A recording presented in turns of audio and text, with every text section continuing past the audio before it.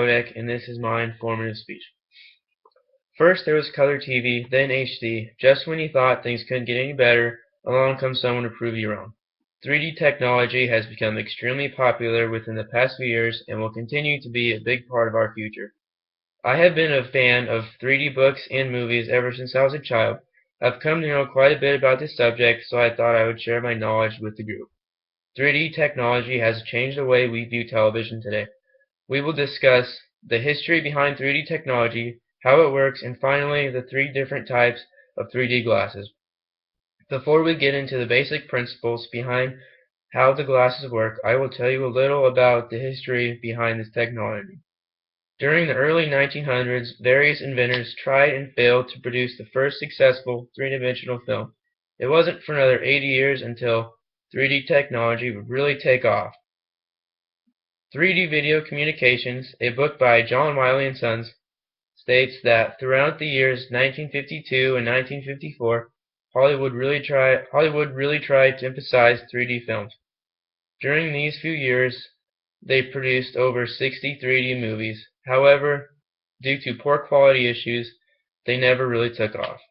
Over the next 30 years, nothing changed in the 3D world until the invention of polarized lenses.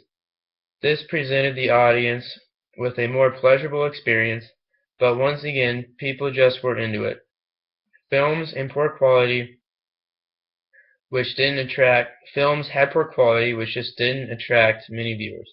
It wasn't until 2009, with the release of the movie Avatar, that 3D movies really took off.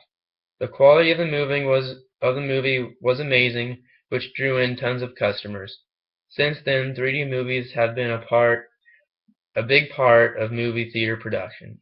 Now 3D TVs and home theaters are starting to get all of the attention with the new technology that gives you more improved way to enjoy a night out at the movies. Now that we are all caught up on the history of 3D technology, let's take a look at how it all works. There are different types of 3D glasses which all require a different screen to be viewed on. All three use the same basic principles. First, we start with the glasses. Each pair of glasses has two different lenses which are able to pick up different images on the screen. According to the article How 3D Glasses Work by Marshall Bryan, two different images are displayed on a screen. Both images are altered so that one image is picked up by one lens while the other lens picks up the other image. This allows you to see two images at the same time. Your brain does the rest of the work by putting the two images together, adding depth to the image. The same way your eyes are able to put two images together to make 3D vision. These basic principles are applied to every method of 3D technology. There are three different types of glasses which are used to pick up 3D images. As you switch between types, the quality of the picture produced is increased. These three types include red-blue glasses, polarized glasses, and active shutter glasses. Red-blue glasses, which are the most generic of the three, are the glasses which have a red lens and a blue lens. A red image along with a blue image is projected onto a screen. The red lens picks up the blue image, while the blue lens picks up the red image. Polarized glasses work the same way, but instead of using colors, they use polarization. The article by Marshall Bryan states that two synchronized projectors project two images onto a screen. Each image, along with the lens of the glasses, contain a different polarization. Each lens picks up a different image. This is the type of glasses you see in movie theaters. Active shutter is the most advanced and the most expensive. They are used on in-home TVs which contain a specialized screen.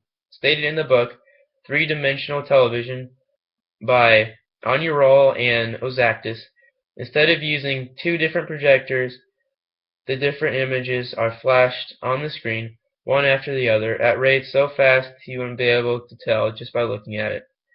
They come with specialized glasses which have to be in sync with the TV. Here are your three different types of glasses. You got your red-blue ones right there, your polarized, and your active shutter.